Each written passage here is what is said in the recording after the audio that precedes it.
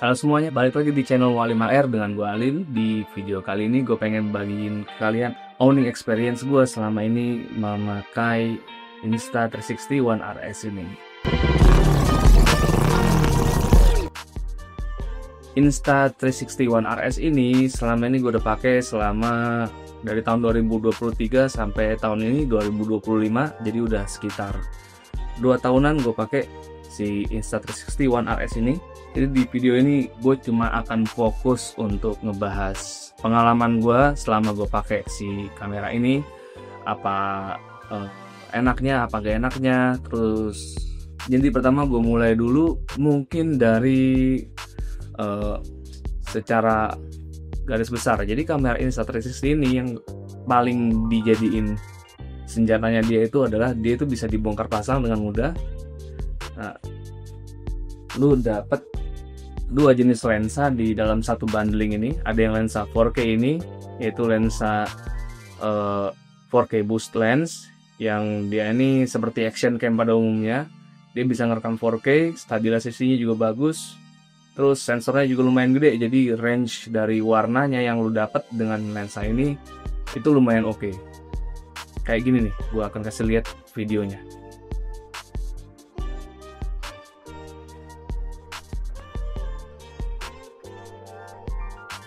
Oke. Nah, terus ada lensa yang satu lagi, yaitu lensa 360-nya. Nah, ini mode 360-nya. Jadi ada lensa 4K, ada lensa 360 yang bisa interchangeable atau bisa dibongkar pasang, bisa digonta-ganti. Sekarang gue coba ganti. Di sini ada sedikit toggle, bisa digeser sedikit ke sini untuk membuka bagian baterainya. Terus bagian lensanya ini bisa langsung dibuka dan ditukar dengan si lensa yang 360-nya. Langsung aja dipasang kayak gini. Pems. Si baterainya masuk. Ceklek. Oke. Dan si bodinya masuk.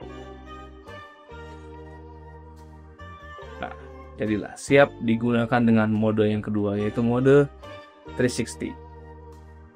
Di sini juga udah dapat, ketika beli bundlingnya dari baru itu dapat si lens protector yang terbuat dari bahan karet, karena lensanya itu cembung keluar dari bodinya. Jadi kalau ditap sembarangan di meja begitu, ini bisa luka dan mungkin mempengaruhi kualitas gambarnya. Seperti yang udah kalian lihat tadi, cara gonta-ganti lensanya kayak gitu. Jadi bayangin kalau lagi di jalan, ketika lu lagi ngonten, lu pengen pakai, misalkan tadinya pakai mode 360 ini, jadi bisa untuk merekam ke seluruh arah.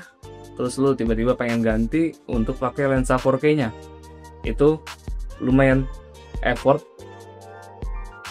Ini dulu, keluarin dulu dari body, terus dicoplok dulu bagian baterainya, coplok dulu, ini bagian sini copot dulu, set, copot, bagian lensanya copot, lalu bagian lensa barunya dipasang. Oh ya, si 4K-nya ini bisa dipasang begini, bisa dipasang dengan terbalik ini, bodinya ke arah depan, bisa dipasang gini.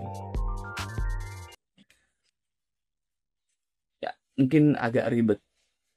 Nah, jadi untuk gonta-ganti lensanya sebenarnya lumayan mudah, tapi kalau misalkan lu sedang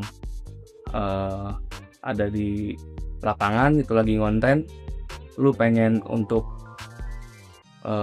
ngonten dengan gonta-ganti lensa seperti itu mungkin akan sedikit mengganggu flow kerja lu. Kenapa gue ngambil si kamera Insta360 One RS ini? Karena salah satunya dia punya 2 jenis lensa dengan satu body. Jadi dengan sekali beli barang, lu dapat 2 jenis kamera untuk melakukan videografi yang berbeda. Kalau 360 ini lebih cenderung yang lu bisa unik-unik, dapat framing yang unik, lu bisa lebih berani naruh kameranya, dan lu bisa gak kalau mikirin ke arah mana kameranya. Karena kalau misalkan lu pakai yang mode 4K, ketika lu pakai di helm, mungkin lu akan sedikit mikirin ke arah mana nih, apakah terlalu ke bawah, apa terlalu dongak ke atas, apa kurang center. Tapi kalau dengan ini lu bisa reframe belakangan. Nah, tapi nanti akan gue jelasin plus minusnya. Gini aja, pertama yang gue suka dari kamera ini selain dari interchangeability-nya itu bisa digonta-ganti lensanya, yang gue suka lagi untuk si lensa 4K-nya ini, dia color-nya lumayan bagus untuk standar selera gue. Color depth-nya, kedalaman warnanya itu bagus, jadi cukup lah untuk sinematik lo. Terus sensornya juga lumayan gede. Terus stabilisasinya juga untuk si lensa 4K-nya ini stabilisasinya bagus. Lu lihat deh di video yang gue lampirin deh videonya nih.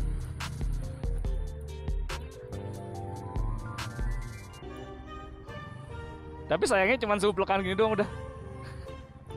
Yang gue suka selanjutnya adalah baterainya. Baterainya ini badak lumayan lah. Gue ngonten misalnya jalan 6 jam, gue pernah pakai dari awal berangkat sampai ke rumah lagi itu tanpa ngecas. Baterainya cukup lah untuk nantinya kalau kontennya di edit lagi, mungkin di total bisa dapat video yang 20 menitan, video yang 30 menitan gitu. Langsung ke kekurangannya si Insta360 ini, salah satu yang paling nyebelin itu suaranya. Menurut gue suaranya itu mungkin memang action cam ya, gue nggak tahu deh kalau, karena ini action cam serius yang pertama yang gue beli, itu suaranya menurut gue terlalu kayak di bekap gitu, kayak di muffled. Jadi mungkin karena mikrofonnya ada di dalam sini, terus ini ketutup dengan body ya, tapi emang mikrofon in body-nya si Insta360 One RS ini nggak terlalu oke lah. Jadi kalau ngomong tuh nggak begitu jelas. Jadi untuk mengatasi masalah itu lu harus beli lagi yang namanya mikrofon adapter ini. Ini mikrofon adapter dari Insta360 One RS, dari Insta360-nya. Jadi kalau tanpa ini lu nggak bisa langsung menggunakan mikrofon eksternal yang gue tahu sih at least ya. Jadi di sini ada tempat kita bisa nyolok tempat kita untuk naruh memory cardnya.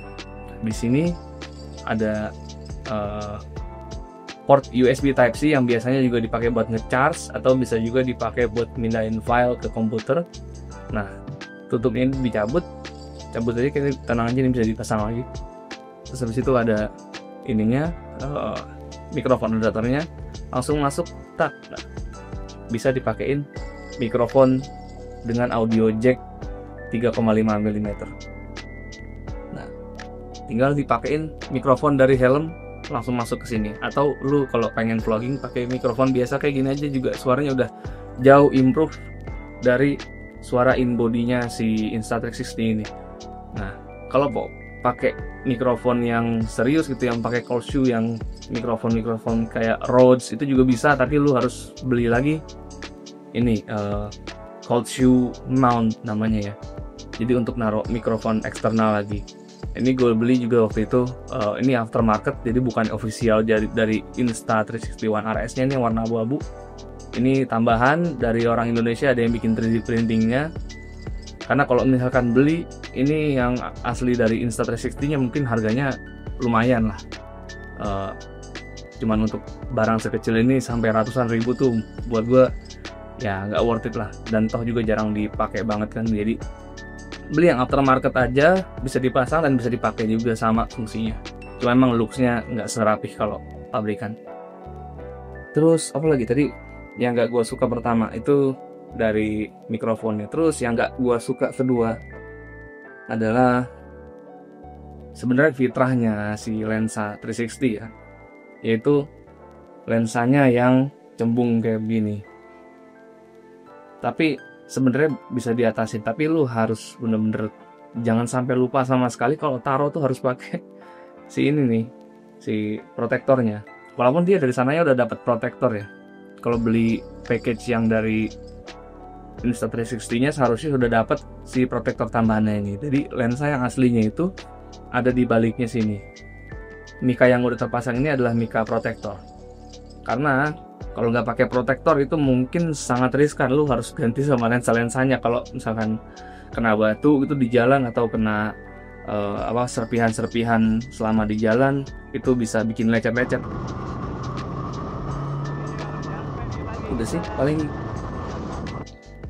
kayaknya itu aja. Jadi kamera ini cocok buat kalian yang mungkin punya budget. Kalau sekarang secondnya ini udah di pasaran marketplace itu sekitar 3,5 juta, sekitar 5 juta, ada juga yang jual 5 juta, ada yang jual 3,5 juta, variatif lah. Tapi kayaknya 3,5 juta itu paling banyak yang jual sekitaran harga segitu.